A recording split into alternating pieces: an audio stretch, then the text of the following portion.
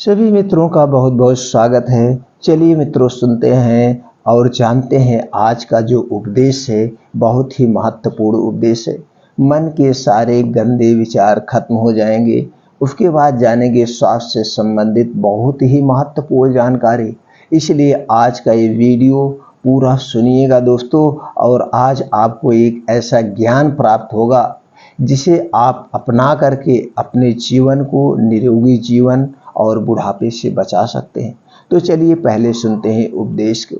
भगवान बुद्ध के सभी शिष्यों की कोशिश यही रहती थी कि उनके सिद्धांतों को यथाशक्ति आचरण में उतार लें। साथ रहने वाले शिष्य परस्पर एक दूसरे के आचरण पर दृष्टि रखते थे और एक दूसरे के द्वारा कोई भूल होने पर दूसरा उसे टोक देता था। एक दिन बुद्ध के दो शिष्य नालंदा से पाटलिपुत्र आ रहे थे, जहां बुद्ध रुके हुए थे। पूरे दिन के सफर में दोनों चलते चलते थक गए। रास्ते में नदी दिखी तो पानी पीकर थोड़ा सुस्ताने लगे। तभी उन्होंने देखा कि एक स्त्री पानी में डूब रही है। बौद्ध भिक्षुओं के लिए स्त्री का स्पर्श वर्जित माना जाता है।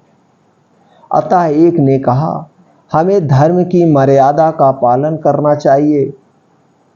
लेकिन दूसरा बोला, मेरी आंखों के सामने कोई मर जाए, मैं कुछ ना करूं, यह असंभव है।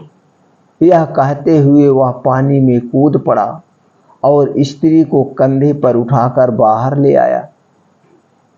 दोनों की यात्रा फिर शुरू हो गई। रास्ते भर पहले भिक्षु ने दूसरे की खूब निंदा की। बुद्ध के सामने पहुंचने पर पहले भिक्षु ने पूरी बात सुनाते हुए कहा, भंते, इसे मैंने काफी रोका, किंतु यह इस भीषण पाप को करने में तनिक नहीं हिचकिचाया। बुद्ध ने उसकी पूरी बात सुन शांति पूर्वक पूछे, इसे स्त्री को कंधे पर बाहर लाने में कितना समय लगा होगा? उसने जवाब दिया, 15 मिनट गुरुवर। फिर भगवान बुद्ध ने पूछा, उसके बाद तुम लोगों को नदी से यहां आने में कितना समय लगा होगा? उत्तर मिला, यही कोई 6 से 7 घंटे। तब बुद्ध ने उसे समझाया, इसने तो उस स्त्री को 15 मिनट ही कंधे पर रखा, सिर्फ 15 मिनट ही अपने ऊपर कंधे पर रखा, लेकिन तुम तो उसे 6 घंटे से अपने ऊपर बिठाए हुए हो। 6 घंटे से। अब बताओ, तुम दोनों में बड़ा पापी कौन है? तुम दोनों में सबसे बड़ा पापी कौन है? उस भिक्षु ने अपनी गलती जान लज्जा से सिर झुका लिया। दोस्तों, कथा का सार यह है कि सदैव सद्विचारों और खुली सोच को प्रश्रय देना चाहिए। आप कभी दुखी नहीं रहेंगे। दोस्तों, अब चलिए जानते हैं स्वास्थ्य से संबंधित आज का जो जानकारी है। दोस्तों, हम बूढ़ा क्यों होते हैं? सबसे पहले ये जान लेते हैं, बुढ़ापा हमें क्यों आता है। या तो हमारे उस हिसाब से हमारी डाइट नहीं मिल पाती है, या हमें कोई गंभीर बीमारी हो जाती है। और फिर प्रश्न ये उठता है कि हमें गंभीर बीमारी क्यों होती है। गंभीर बीमारी जब हम छोटी मोटी गलतियां करते हैं और यही छोटी छोटी गलतियां बड़ी बीमारी का रूप ले लेती है। अब इसे जानने के लिए आपको 3 बातों को जानना जरूरी है। दोस्तों, आपका शरीर का निर्माण कैसे हुआ है, सबसे पहले ये जानते हैं। इतना तो सब जानते हैं कि हमारा शरीर मिट्टी में बना है और इसी मिट्टी में मिल जाता है। तो ये मिट्टी में बना है, मिट्टी में मिल जाता है, तो शायद थोड़ा सा शरीर के बारे में जान लेते हैं। और यही 3 नियम जो है, अगर आपने जान गए तो कभी आप बीमार नहीं होंगे।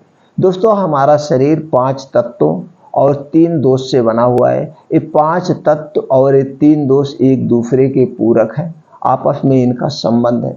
हमारे शरीर के अंदर 3 दोष पाए जाते हैं, वात दोष, पित्त दोष और कफ दोष।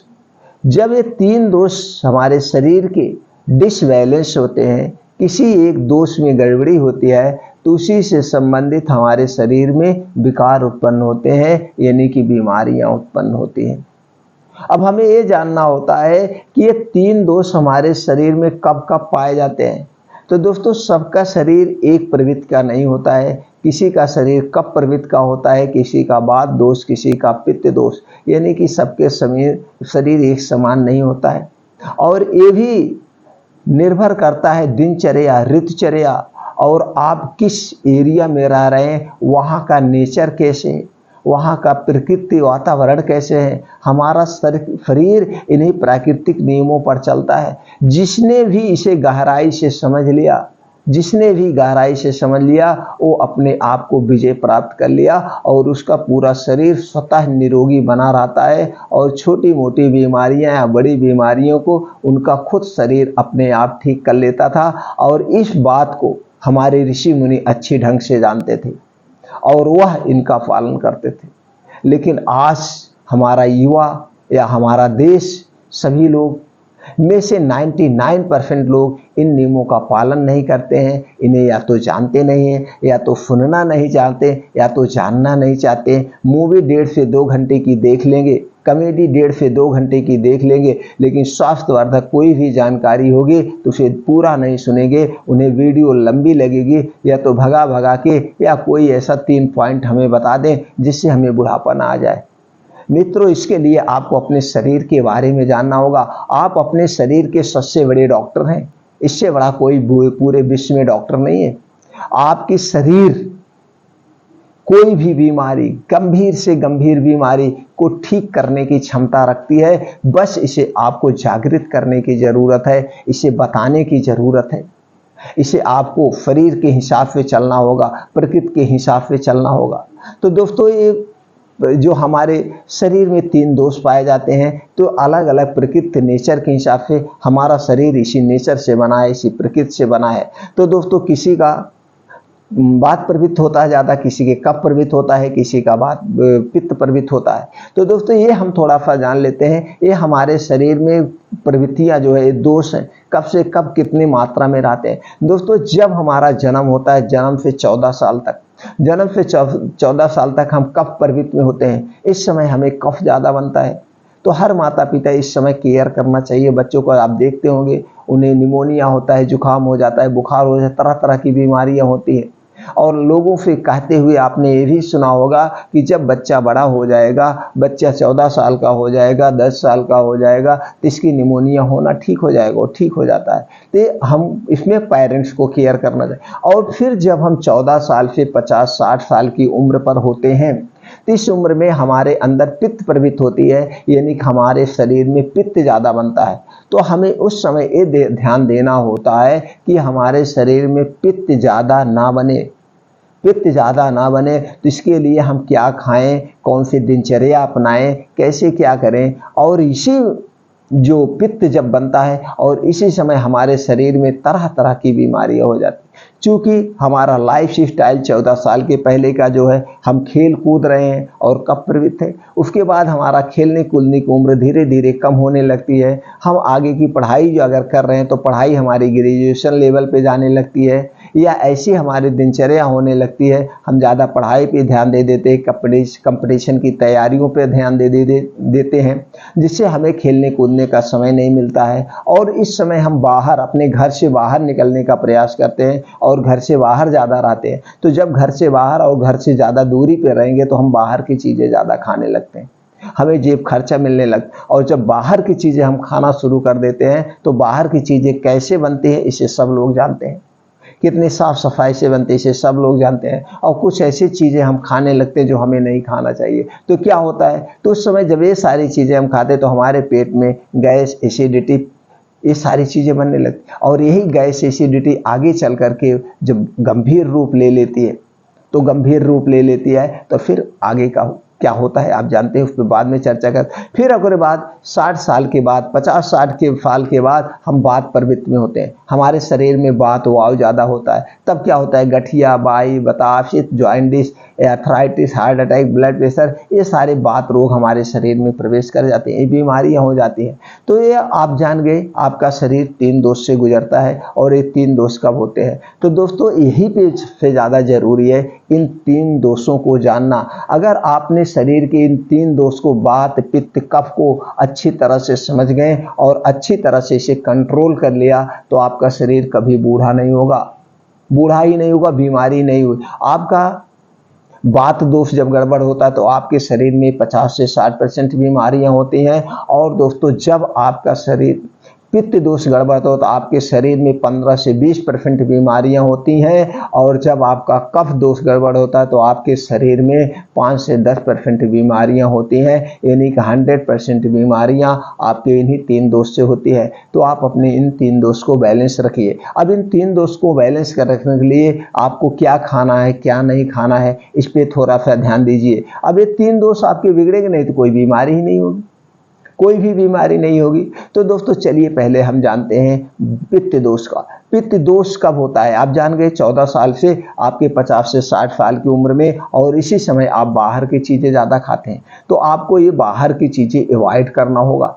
बाहर की चीज़ें आप जितने खाएंगे वो सारी चीज़ें जो है अच्छी नहीं बनती है, या अच्छे सामानों से नहीं होती है, या साफ सफाई से नहीं बनती है, जो हमारे पेट में जाके गैस एसिडिटी बनती है। तो क्या क्या नहीं खाना है इसको जान लेते हैं मोटे तौर पर, बाकी चर्चा करेंगे तो बहुत लंबी वीडियो चली जाएगी। अगर आपको पित्त दोष से बचना है तो आप दोपहर के खाने में अजवाइन का प्रयोग करिए, रात के खाने में आप मेथी दाने का प्रयोग करिए, जिससे आप कफ दोष से बचे रहें, कफ दोष है। तो दोस्तों पित्त दोष में क्या क्या नहीं खाना है, आपको बचा के रखना है। तो आपको जब पित्त दोष नहीं बिगड़ेगा तो आपके शरीर में 20% बीमारियां नहीं होगी, वो गंभीर बीमारी।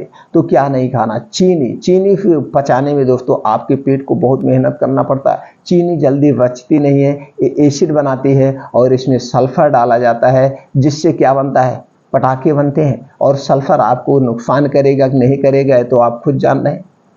जो चीज़ पटाखे में पड़ता है आप खाएंगे तो क्या करेगा, नुकसान करेगा। तो इसे और प्रोसीजर किया जाता है, जिससे साफ सफाई किया जाता है। तो बनता तो गन्ने से ही है, लेकिन गन्ने से बनने की वजह से इसमें जो सफाई लाई जाती है, जो केमिकल डाला जाता है, वो नुकसान करता है। इसके स्थान पर आप गुड़ खाइए। तो आपको क्या नहीं खाना, चीनी, चीनी से बनी हुई कोई भी वस्तु नहीं खाना है।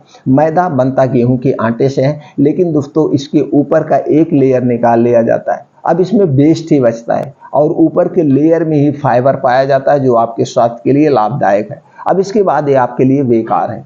तो मैदा से बनी हुई कोई भी वस्तु मत खाइए। और रिफाइंड तेल बनता तो तेल नेचुरल से ही है, लेकिन इसमें 5 से 6 तरह के केमिकल डाले जाते हैं और 5 से 6 तरह प्रोसीजर से इसे गुजरना पड़ता है और 200 डिग्री टेम्परेचर पर हीट किया जाता है, जिसकी वजह से इसके सारे अच्छे कोलेस्ट्रॉल नष्ट हो जाते हैं, वेट कोलेस्ट्रॉल बनता है और यही वेट कोलेस्ट्रॉल आपके नसों में जाकर जमता है, जिससे आपको दोस्तों heart attack, blood sugar, blood pressure, paralysis जैसी बीमारियां आपको होती हैं।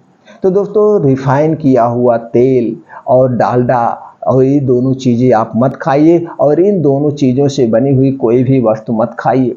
आपको तेल खाना है, आप बीन्स खरीद के लाइए। सोयाबीन का तेल खाना है तो सोयाबीन खरीद के लाइए। मूंगफली का तेल खाना है तो मूंगफली खरीद कर लाइए। साबुत खरीद कर लाइए, आप जाके खुद तेल निकलवाइए। घानी से निकला हुआ तेल ही यूज करिए, वही शुद्ध है, अच्छा होता है। फिर आप कहेंगे वो तो गंदा रहता है, देखने में चिपचिपा रहता है। दोस्तों कुछ एक हफ्ते आप रख देंगे वो साफ हो जाएगा, उसमें जो भी थोड़ी बहुत गंदगी वो बैठ जाएगी, और यही गंदगी तो अच्छा कोलेस्ट्रॉल है, और यही चिपचिपापन यही तो अच्छा कोलेस्ट्रॉल है। तो दोस्तों इसलिए आप घानी का निकला हुआ तेल ही खाइए।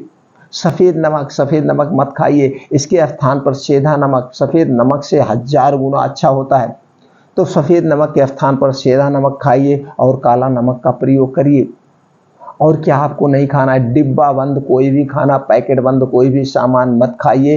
ये चीज़ें बनती किससे है, मैदा, चीनी, रिफाइंड, डालडा में छाना जाता है। ऊपर से इसका स्वाद बढ़ाने के लिए इसमें बेस डाला जाता है और इसका हमें अट्रैक्टिव करने के लिए तरह तरह के कलर के बिस्किट बनाए जाते हैं, टोस्ट बनाए जाते हैं, ब्रेड बनाए जाते हैं, चाय नमकीन बनाई जाती है, ये सारे सामान, आइसक्रीम बना दी जाती है। तो इसमें आर्टिफिशियल कलर डाला जाता है और स्वाद बढ़ाने के लिए, और इसे दोस्तों सुरक्षित रखने के लिए इसमें कुछ प्रिवेंट डाले जाते हैं, कुछ केमिकल डाले जाते हैं, जिससे 6 महीना, 3 महीना, 1 साल के लिए इसकी एक्सपायरी डाल दी जाती है। तो खाना किससे जा रहा है? मैदे से। मैदा सड़ा के बनाया जा रहा है और फिर हम इसे 1 साल बाद खा रहे हैं, 6 महीने बाद खा रहे हैं। तो क्या होगा? इस सड़ी हुई चीज़ें जब आप खाएंगे तो आपके आंतों में, पेटों में गैस एसिडिटी बनेगी, और यही गैस एसिडिटी आगे जाके गंभीर बीमारी का रूप ले लेती है। तो पैकेट बंद जूस, खाना, पैकेट बंद सामान कोई भी मत खाइए, आपको स्वस्थ व निरोग रहना है। और अगली चीज़ क्या है? धूम्रपान, अल्कोहल मत लीजिए। ये सारी चीज़ें आपकी आंतों को बीमार कर देती हैं, आपके पेट को बीमार कर देती है, जिससे जाके आके गैस्ट्रिक अल्सर, कैंसर जैसी गंभीर बीमारियां होती हैं। और जो आपको नहीं खाना वो दोस्तों ठंडा पेय पदार्थ, चाहे वो फ्रिज का ठंडा पानी ही क्यों ना हो, इसे आपको कभी नहीं लेना है। क्यों नहीं लेना, उसके पीछे का रीज़न भी बता दें, तभी आपको समझ में आएगा। दोस्तों ये ठंडी चीज़ें क्या है? आपका शरीर का तापमान कितना है? 37 डिग्री सेल्सियस। आपके शरीर का तापमान 35 डिग्री सेल्सियस है। ऊपर से जब कोई भी ठंडी चीज़ आप खाएंगे तो ठंडी चीज़ जब आपके पेट में जाएगा तो आपका पेट इसे अपने टेम्परेचर में करने के लिए, आपका शरीर अपने टेम्परेचर में इस ठंडे पानी को करने के लिए, तो दोस्तों खून की ज़रूरत होगी। तो खून कहाँ से आएगा? किडनी से आएगा, हार्ट से आएगा, मस्तिष्क से आएगा। वहाँ का खून दौड़ के आके इसे कहीं ना कहीं दूसरे अंग से आकर के इस ठंडे पानी को गर्म करेगा। तो जब वो अपने टेम्परेचर में करेगा तो वहाँ पे खून नहीं रहेगा। ऐसे आप बार बार दिन भर में पानी पिएंगे तो बार बार वहाँ का खून यहाँ आएगा पानी गर्म करने के लिए। तो क्या होगा? तो वहाँ पे खून ही नहीं रहेगा, तो वही हार्ट अटैक, ब्लड प्रेशर, बहुत सारी बीमारियाँ होती हैं। तो दोस्तों इसलिए आप हमेशा अपने शरीर के तापमान के हिसाब से ही पानी पीजिए। हाँ, किसी कंडीशन में किसी को बताया जाता है कि आपको ठंडे चीज़ की ज़रूरत है, ठंडे पानी की ज़रूरत है, तो उस समय आप ले सकते हैं, बाकी हमेशा नहीं। हमेशा अपने शरीर के तापमान के हिसाब से, आप जहाँ पे रह रहे हैं वहाँ के प्रकृति के हिसाब से ही नॉर्मल पानी का प्रयोग करिए। कभी भी आपका वात, पित्त, कफ दोष नहीं बिगड़ेगा। अगर इन नियमों का आपने पालन कर लिया तो दोस्तों आपका शरीर 50% ऑटोमेटिक ठीक रहेगा, कभी बीमार नहीं होगा। उसके बाद आपको ध्यान देना है खाना खाने के नियमों में। खाना खाने के क्या नियम है? खाना हमेशा आपको बैठ करके ही खाना चाहिए और उत्तर या पूरब दिशा की तरफ मुंह करके। खाना जब भी खाएं भूख से आप 70% ही खाएं, भर पेट खाना हमें नहीं खाना चाहिए। सुबह का खाना हमारा भर पेट हो सकता है, दोपहर का खाना सुबह के खाने का आधा हो और रात का खाना दोपहर का भी आधा हो, नाम मात्र। अगर हम प्राचीन बात करें तो दोस्तों हमें खाना 2 टाइम ही अच्छे से भूख लगती है। एक सुबह सूर्योदय के 2 से ढाई घंटे यानी कि 9 से 10 बजे तक, और दोबारा जब सूर्यास्त होने को होता है, सूर्यास्त होने को होता है तो उस समय हमारे भूख लगती है। यानी कि अगर सूर्य डूब रहा है 7 बजे तो 6 बजे हमको भूख लगती है। तो सूर्य डूबने के पहले और सूर्योदय के बाद ही हमें भोजन कर लेना चाहिए सही माने में। लेकिन आज की लाइफ स्टाइल में ऐसा नामुमकिन है। तो दोस्तों चलिए आप 8 बजे तक तो ज़रूर खाना खा लीजिएगा। 8 बजे तक अगर आप 8 बजे तक खाना खा लेते हैं तो दोस्तों 2 घंटे बाद आप सोइए, 10 बजे तक सो जाइए। 10 बजे तक आप सो जाएंगे तो ये खाना बढ़िया से पच जाएगा। जब भी आप खाना खाइएगा आधे घंटे बैठे रहिए। आधे घंटे बैठने के बाद आपको 1000 कदम चलना है, वो भी आराम से, मीडियम से, ऐसे चहल कदमी करते हुए। तो 2 घंटे बाद जब आप सोएंगे तो आपका ये खाना पच जाएगा। और जब तुरंत खाना वो पच जाएगा, एक तो थोड़ा सा खाया है, और सोने से पहले आप 1 गिलास दूध या आधा गिलास गुनगुना पानी पिएंगे, इससे हार्ट अटैक होने की संभावना नहीं रहती है। कुछ ना कुछ जरूर पीजिए, चाहे दूध ही पीजिए या तो पानी ही गुनगुना पीजिए आधा गिलास, लेकिन पीजिए तभी आप सोइएगा। तो दोस्तों ये करिए। और खाना जब भी आप खाइएगा, आपका खाना 80% आपके मुंह में ही पचता है, 80%, 20% आपकी छोटी आंत में पचता है। तो इसलिए इस खाने को आप चबा चबा के खाइए। आयुर्वेद ये कहता है आप जो एक निवाला मुंह में डाल रहे हैं, आपके मुंह में 32 दांत होता है और इस निवाले को आपको 32 बार चबाना है। जब आप इसे 32 बार चबाएंगे तो ये खाना पानी की तरह बन जाएगा, पानी की तरह बन जाएगा, फिर आपको ज़रूरत ही नहीं पड़ेगी पानी की। तो इसलिए 32 बार चबाइएगा और खाना खाते समय कभी भी भूल से पानी मत पीजिएगा। पानी जब भी आपको पीना है खाना खाने के 1.5 से 2 घंटे के बाद पीजिए, क्योंकि 1.5 से 2 घंटे बाद तक ये आपके जो पेट में एसिड बनती है, जठराग्नि जिसे कहते हैं, जठर अग्नि, अग्न्याशय, वहाँ से एसिड बनती है और यही एसिड आपके खाने को पचाती है। तो 1.5 से 2 घंटे में पचा देती है। फिर ये छोटी आंत में से बड़ी आंत, फिर बड़ी आंत से आपका जाके बाहर मल बनता है। तो दोस्तों जब ये खाना पच जाता है तब आपको रस निकलता है, और जब रस निकलना होता है तब आपको पानी की ज़रूरत है। इस समय आप 1.5 से 2 घंटे बाद जब आप पानी पिएंगे अमृत के समान है, इसलिए उसके पहले नहीं पीना चाहिए। तो खाना आप समझ गए, चबा चबा के खाना है। जितने आप चबा चबा के खाएंगे उतने अच्छे से लगेगा। खाना हमेशा भूख से कम खाना, इसको आप जानें। अब खाना खाने के नियम आप समझ गए। अब दोस्तों पानी पीने के नियम आप समझ जाइए। पानी आपको कब पीना है? खाना खाने के 1 घंटे पहले आप पीना चाहें तो पी सकते हैं, इससे डाइजेशन इंप्रूव होता है। खाना खाने के 2 घंटे के बाद ही आपको पानी पीना है, ये आप समझ गए। एक दिन में आपको 7 से 8 गिलास पानी पीना है, वो भी 1 से 2 घंटे के अंतराल पर। एक बार में 1 गिलास ही पानी पीना है। पानी जब भी पीजिएगा बैठ करके सिप सिप करके, ऐसे सिप सिप करके, और पानी मुंह में डालिएगा छोटा घूंट, और उस पानी को मुंह में चारों तरफ आप घुमा दीजिएगा। जब आप चारों तरफ उस पानी को आप घुमा देंगे तो क्या होगा, आपके मुंह में सलाइवा होती है, लार होती है, एक एंजाइम होती है जो कि खाने को पचाती है। यही लार सलाइवा आपके पेट में जाएगा, आपका पेट भी डिटॉक्स हो जा, आपके खाने को भी अच्छे से पचा देगा। इसलिए पानी आप सिप सिप करके, हाँ 7 से 8 गिलास हो सकता है, 10 गिलास हो सकता है, 11 गिलास, ये आपके शरीर के टेम्परेचर के हिसाब से डिपेंड करता है, या मौसम के हिसाब से डिपेंड करता है, या आप कैसे परिश्रम कर रहे हैं इस पे डिपेंड करता है। उस हिसाब से आपके पानी की मात्रा घट बढ़ सकती है। वैसे 7 से 8 गिलास सबको पीना ही चाहिए, सीजन जो भी हो। ज़्यादा हो जाए कम करने का प्रयास मत करिए। इससे पानी से आपकी बॉडी डिटॉक्स होती है, आपकी किडनी फिल्टर होती है। तो इसलिए पानी आपको ज़रूर पीना चाहिए। पानी जब भी पीजिएगा बैठ के आराम से पीना है, खड़े होकर पानी मत पीजिएगा। खाना और पीना दोनों एक साथ मत करिएगा, या तो खाइएगा या तो पीजिएगा। कुछ भी आप खा रहे हैं, चाहे फल खा रहे हैं, चाहे बिस्किट खा रहे हैं, चाहे नमकीन खा रहे हैं, या कुछ भी खाना खा रहे हैं, छोटी मोटी जो भी चीज़ें आप खाएं, दोनों को एक साथ आपको नहीं रखना है। इस बात को आपको हमेशा रखना, याद रखना है। 1.5 से 2 घंटे का डिफरेंस दे करके ही आप खाइए पीजिएगा। तो अगर ऐसा आप करते हैं, खाना खाने के नियम पालन करते हैं, पानी पीने के नियमों का पालन करते हैं, तो कभी भी आपका पित्त दोष नहीं बिगड़ेगा। वात पित्त कफ तीनों बैलेंस रहेगा। अब हम बात करते हैं कफ दोष की। तो दोस्तों कफ दोष में आप रोज शाम को अपने खाने में मेथी दाने का जरूर प्रयोग करिए, और दिन डूबने के बाद कोई भी ठंडी वस्तु मत खाइए। लेकिन आज के लाइफ स्टाइल में क्या है, पार्टियां चलती हैं, लोग रात रात भर कोल्ड ड्रिंक्स पी रहे हैं, ठंडा पानी पी रहे हैं। कुछ लोग तो ऐसी कोल्ड ड्रिंक्स और पानी पीते हैं ऐसे बर्फ़ जमा होता है। दोस्तों अपने पेट को क्यों खराब कर रहे हैं, बीमारी को निमंत्रण दे रहे हैं। आप जितना चीज़ें ठंडा खाएंगे वो कफ दोष बढ़ेगा, पित्त दोष बढ़ेगा, वात दोष, सब दोष बढ़ेगा। फिर आप हमेशा बीमार बने रहेंगे, और जब बीमार हो जाएंगे तो आपकी शरीर हमेशा के लिए बीमार बने। अब आप दे दीजिए, आपको जुकाम हो गया, आपको टीबी हो गई, तो जब आपको टीबी हो गई फिर पता लगा कफ की वजह से टीबी हुई, और जब आपको टीबी हो गई तो आपने उसका 8 महीने, 9 महीने, 1 साल उसका दवा कराया। इसी 1 साल में आप तो बूढ़ा ऐसे देखने में लगे रहेंगे, फिर उस शरीर को कैसे सुधार पाए। तो आपका जो भी बीमारियां होती हैं छोटी बड़ी, वो सारी आपके 3 दोष को बिगड़ने से होती है। तो दोस्तों ये चीज़ें आप नहीं खाएंगे तो आप कभी बीमार ही नहीं पड़ेंगे।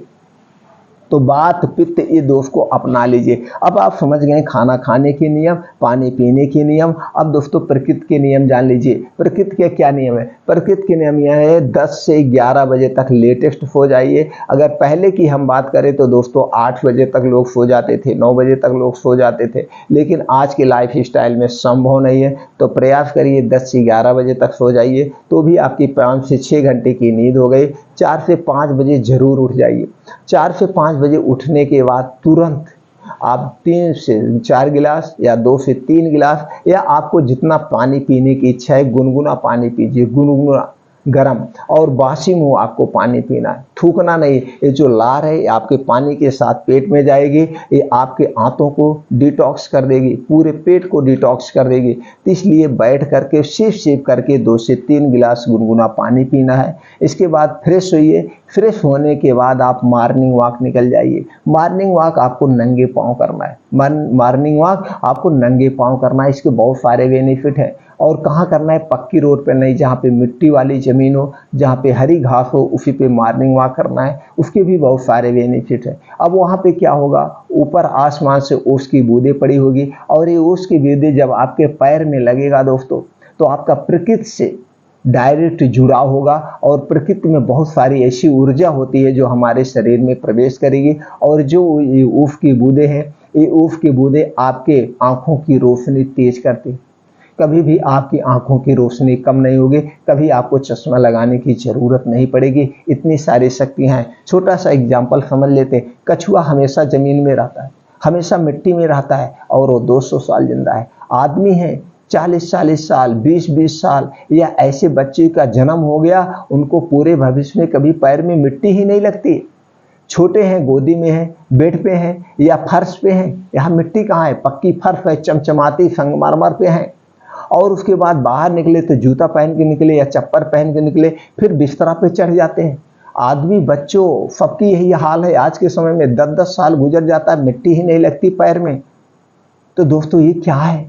हम प्रकृति की ऊर्जा भी नहीं ले पा रहे। कुछ ऐसी ऊर्जा उस मिट्टी में समाहित है। हमारा शरीर इसी से बना है। इसीलिए प्रयास करिए, आप कभी ना कभी दिन भर में 2-3 घंटे आप मिट्टी के संपर्क में रहिए। चाहे आप हुए, चाहे आपके बच्चे हुए, सब लोग मिट्टी में 2-3 घंटे प्रयास करिए रहने का। ऐसी मिट्टी आपके शरीर में लगेगी, इसमें बहुत सारी ऊर्जा पाई जाती है, बहुत सारे पोषक तत्व पाए जाते हैं जो हमारे शरीर को मजबूत बनाते हैं, हमारे शरीर को मजबूत बनाते हैं। आप दोस्तों छोटा सा एग्जाम्पल ले लीजिए। बहुत सारे बेचारे ऐसे हैं जो भट्ठों पे काम करते हैं, हमेशा उनके बच्चे मिट्टियों में रहते हैं, उन्हें कुछ नहीं होता, उन्हें कोई बीमारी नहीं होता है। लेकिन ऐसे कुछ बच्चे हैं जो हमेशा एसी में रहते हैं, हमेशा घरों में रहते हैं, वो बीमारियों से ग्रसित रहते हैं।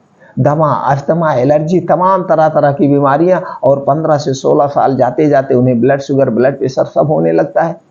तो दोस्तों आप प्रकृति से जुड़ाव रखिए। तो आप जब ये दोस्तों नंगे पाँव मॉर्निंग वॉक पे जाएंगे, और मॉर्निंग वॉक कितना करना है? 5 से 6 किलोमीटर, 5 से 6 किलोमीटर डेली आप मॉर्निंग वॉक करिए। उसके बहुत सारे बेनिफिट है। और ये 5 से 6 किलोमीटर को आपको आधे घंटे में कवर करना है।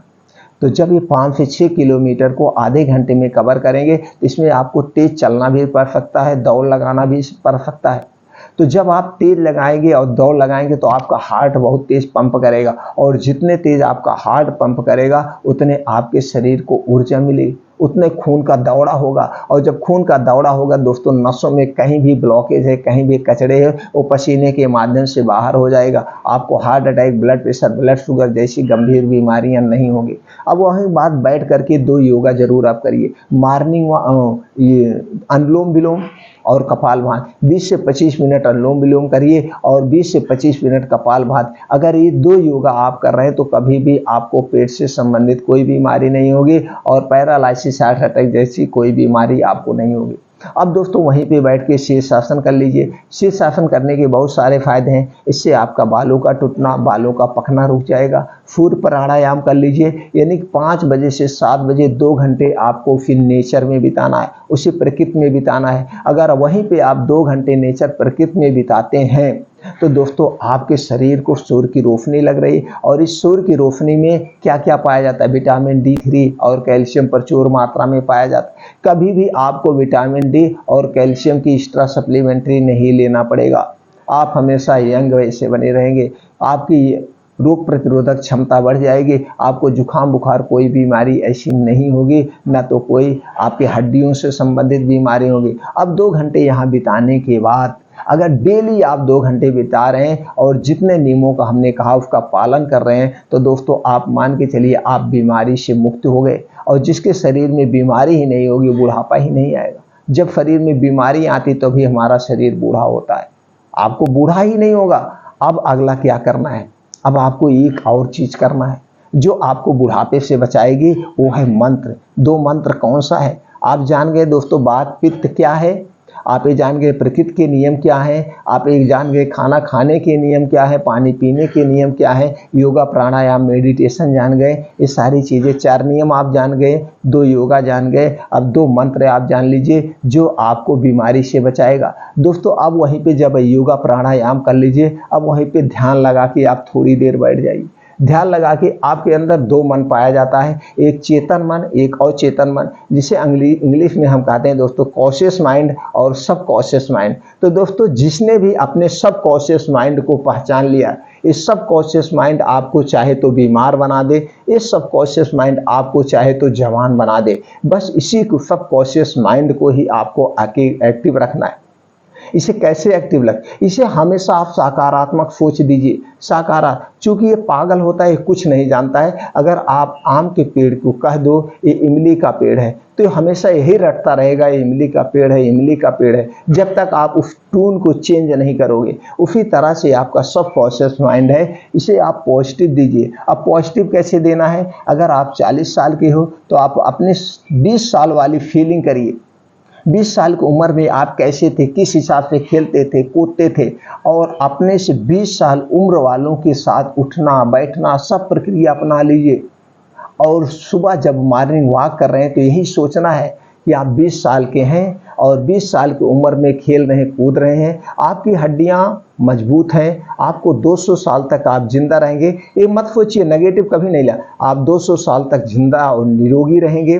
आपकी आंखों की रोशनी बहुत तेज है, आपके शरीर की सारी हड्डियां एकदम लोहे जैसी मजबूत है, आपको कुछ नहीं हो सकता है। आप 2 साल तक ऐसे जवान बने रहेंगे। और वही इमेज कीजिए, और अपने घरों में जो इमेज आप लगाएंगे वो इमेज लगाएंगे अपने 20 साल वाली, बुढ़ापे वाली कभी नहीं। बुढ़ापे वाली इमेज आपकी कभी नहीं लगनी चाहिए, ये आप उसे दीजिए। और फिर रात को जब आप सोने जाइए, यही आप अपने सब कॉन्शियस माइंड को पॉजिटिव थॉट दीजिए, पॉजिटिव थॉट। और पॉजिटिव थॉट में आपको यही देना है कि आप क्या करना चाहते हैं, जो आप करना चाहते हैं उसे आप हासिल कर सकते हैं, उसे आप हासिल कर सकते हैं। वो चीज़ आप इमेजिन करिए कि मैं एक डॉक्टर बनूंगा। मैं डॉक्टर बनने के लिए आप क्या कर रहे हैं, वो तैयारी आप कर रहे हैं, नीट की तैयारी कर रहे हैं। नीट की तैयारी के बाद आप जो है डॉक्टर बन गए हैं, आपने कंपटीशन को क्वालिफाई कर लिया है। अब हम जा रहे हैं क्लास में, क्लास ले रहे हैं, हमारा स्कूल ऐसे हमको टीचर बना रहे हैं, हम डॉक्टरी वाला कपड़ा पहने, फिर हमारा पढ़ाई का 5 साल पूरा हो गया, हमारा अप्रेंटिस पूरी हो गई, अब हम डॉक्टर बन के हमारी पोस्टिंग हो गई, हम मरीज को देख रहे हैं। ये अच्छे से फीलिंग करिए, अपने अंदर पॉजिटिव शब्द लाइए। या आप जो भी सर्विस कर रहे हैं, जो भी नौकरी कर रहे हैं, या आप घर पे रह रहे हैं, जो भी आप कर रहे हैं उसमें पॉजिटिव था। इसे मतलब नेगेटिव नहीं देना है, और नेगेटिव दूसरे के बारे में सोचना भी नहीं है। नहीं तो ये नहीं जानता कि आप अपने बारे में सोच रहे हैं या दूसरे के बारे में सोच रहे हैं, इसे कुछ नहीं पता है। इसे हमेशा पॉजिटिव दीजिए, सकारात्मक सोचिए और चिंता मुक्त जीवन दीजिए। चिंता चिता के समान है, चिंता कभी मत करना मित्रों। लेकिन आज का जो हमारा युवा भाई है, जो हमारा युवा पीढ़ी है, जो हमारा पूरा देश है युवाओं से भरा हुआ है, ये सब चिंता डिप्रेशन में जा रहे हैं। इसका क्या कारण है, इनका डिजिटल हमेशा मोबाइल से चिपके रहते हैं। मोबाइल से दूरी बनाइए दोस्तों, प्रकृति से जुड़िए, अपने प्रकृति को अपनाइए और प्रकृति में रहने का प्रयास करिए। आप कभी बीमार नहीं होंगे, ना तो आपके शरीर के अंदर कोई बीमारी आएगी। चिंता मुक्त जीवन करिए, चिंता नहीं करना है, चिंतन करना है। चिंता और चिंतन में अंतर है।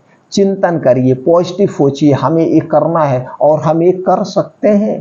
किसी ने कोई बड़ा काम करके गया तो काम हम भी कर सकते हैं, कभी आप बीमार नहीं। तो दोस्तों ये मंत्र पढ़िए और इन नियमों का पालन करिए, आपके शरीर के अंदर कोई बुढ़ापा ही नहीं आएगा।